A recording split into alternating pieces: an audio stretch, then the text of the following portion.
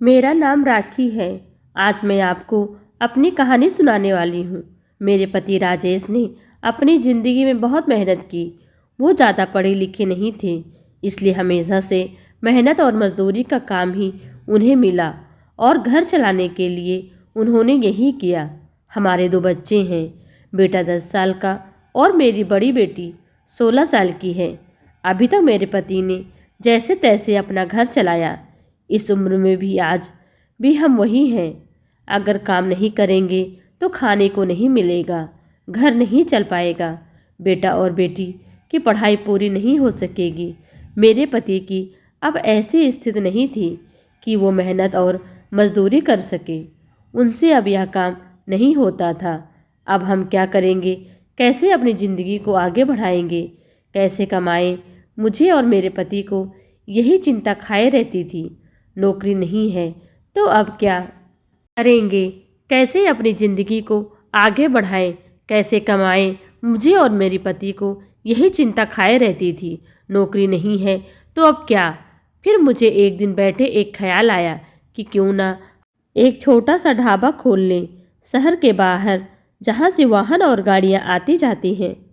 वहाँ टीन का छोटा सा छपरा बनाकर चाय और खाने का छोटा सा ढाबा खोल सकते हैं। मैंने अपने पति से यह कहा। उन्होंने कहा कि दुकान खोलने के लिए पैसे, मैंने कहा टीन का छपरा लगाना है, बस उसके लिए पैसे लगेंगे, बाकी सारा खाना बनाने का सामान हम घर से ले जा सकते हैं।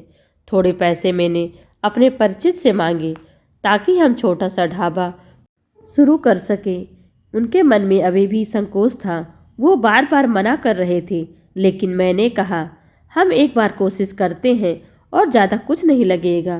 कुछ दिनों तक मनाने के बाद वो मान गए और हमने एक छोटा सा ढाबा शुरू कर दिया। पहले दिन मैं और मेरे पति वहाँ अपने ढाबे पर बैठे थे, लेकिन कुछ खास लोग नहीं आए। ढाबा छोटा और ऊपर से सभी खाने वाले पहले ही अपने ढाबे फिक्स किए होते हैं कि उन्हें कहाँ रुकना और कहाँ खाना है। हमारा पहला दिन निराशा भरा था। कुछ दिन ऐसे ही गए। कोई इक्का दुक्का लोग चाय पीने रुका करते थे, लेकिन इतना नहीं होता था कि हम उससे अपना घर चला सकें। मेरे पति फिर से किसी काम की तलाश में लगे। उन्हें एक काम मिल गया जहाँ पैसे कम थे लेकिन कम मजदूरी थी। उन्होंने वो कर लिया, लेकिन मैंने ढाबे पर जाना नहीं छोड़ा। अब मैं अपने बेटे और बेटी के साथ वहाँ जाने लगी। हमने हिम्मत नहीं हारी और धीरे धीरे कुछ लोग हमारे यहाँ आने लगे। 1 महीने में ग्राहक और भी ज़्यादा आने लगे। कोशिश करते करते अब हमारे यहाँ रुकने लगे थे। उन्हें घर जैसा खाना मिल रहा था, इसलिए हमारा छोटा सा ढाबा चल निकला। मेरे पति जितना कमाते उससे ज़्यादा अब छोटे से ढाबे से कमाई होने लगी। देखते ही देखते हमने जो छोटा सा ढाबा खोला था उससे हमारी आर्थिक स्थिति में बहुत सुधार हो गया। जो कर्जा लिया था वो भी उतर गया। हमें एक नई उम्मीद मिल गई थी। सब कुछ अच्छा चल रहा था। ढाबे को खोले 6 महीने हो गए थे। हमारे चेहरे पर रंगत आ गई थी, लेकिन फिर ऐसा कुछ हुआ जिसके बारे में मैंने सोचा भी नहीं था। एक दिन घर से जब हम लोग ढाबे के लिए जा रहे थे, तब मेरे पति कहते हैं, ढाबा आज से बंद, कोई भी वहाँ नहीं जाएगा। या कहते वक्त वो बड़े ही गुस्से में थे। ऐसा गुस्सा मैंने उनके चेहरे पर आज तक नहीं देखा। मैंने बोला, क्या हुआ? क्या बोल रहे? इतना अच्छा हमारा ढाबा चल रहा है, आपको क्या हो गया? आज जो बोले। मैंने कहा ना, कोई भी वहाँ नहीं जाएगा, ना तू ना तेरी बेटी। मैंने बोला, आप शांत हो जाइए, आपकी तबीयत ठीक नहीं है, आप आराम करें, हम लोग इस बारे में बात करते हैं। और वो ज़्यादा गुस्सा हो गए। कहा कि कोई बात नहीं होगी, मैं जितना कमाता हूँ उतने से घर चल जाएगा, तू अब वहाँ नहीं जाएगी। मेरे पति का ऐसा रूप मैंने पहले नहीं देखा था। उस दिन मैं ढाबे पर नहीं गई, लेकिन जब वो शाम को आए तो भी उनका मुंह उतरा हुआ था। मैंने सही समय देखकर उनसे बात की। पूछा, क्या हुआ? आपको ऐसा क्यों बोल रहे हो? वो बोले कि मेरा मुंह मत खुलवा, मैं सब जानता हूँ। तू क्या कर रही है? मैं तेरे साथ इतने दिनों तक वहाँ रहा, तब वहाँ कोई नहीं आता था और मेरे जाते ही ढाबा चलने लगा। आखिर ऐसा भी क्या हो गया? मेरे तो होश ही उड़ गए। वो क्या बोलना चाहते थे मैं समझ गई। ऐसी बात भी शादी के इतने दिनों बाद उनके मुंह से सुनकर मुझे यकीन ही नहीं हो रहा था कि यह मेरे पति हैं। मैं एकदम खामोश हो गई।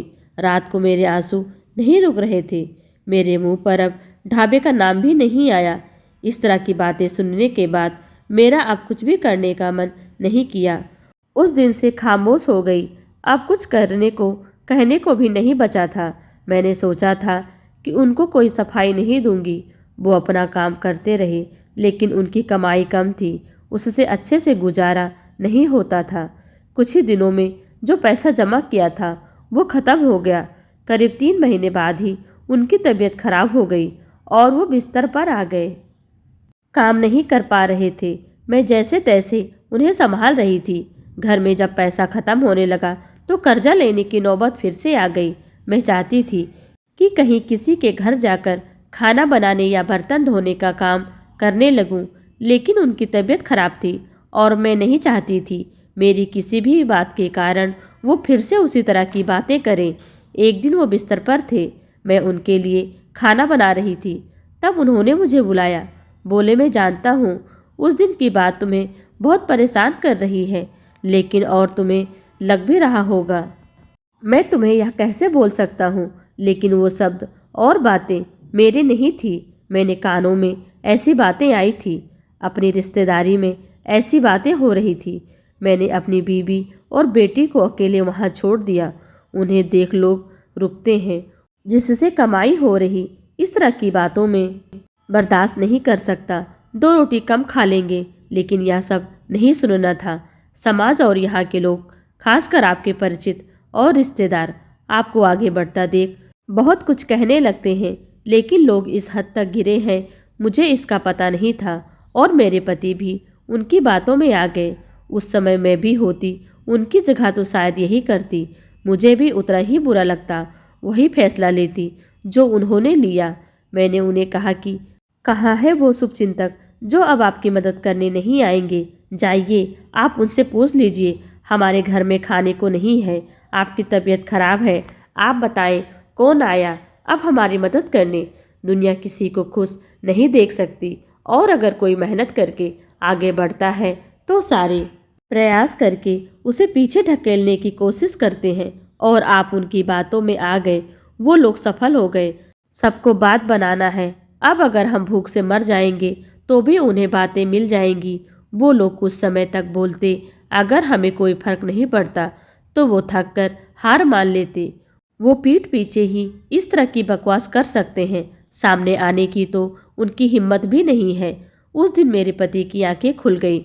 उन्होंने कहा कि तुम सच बोल रही हो, मैं ही पागल था। लोगों को सफाई देने और उनसे आगे अच्छा बनने में अपना नुकसान करा लिया। जब हम गलत नहीं हैं तो हमें सफाई क्यों देना, क्यों डरना। मुझे माफ़ कर दो, हमें नहीं उन्हें बदलना होगा अपनी सोच, और अगर नहीं बदलते तो हमें क्या, हमें अपने कर्म करते रहना चाहिए।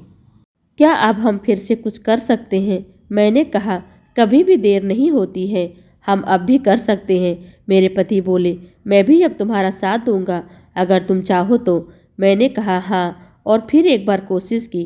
थोड़ी मुश्किल हुई, लेकिन धीरे धीरे गाड़ी फिर पटरी पर आने लगी।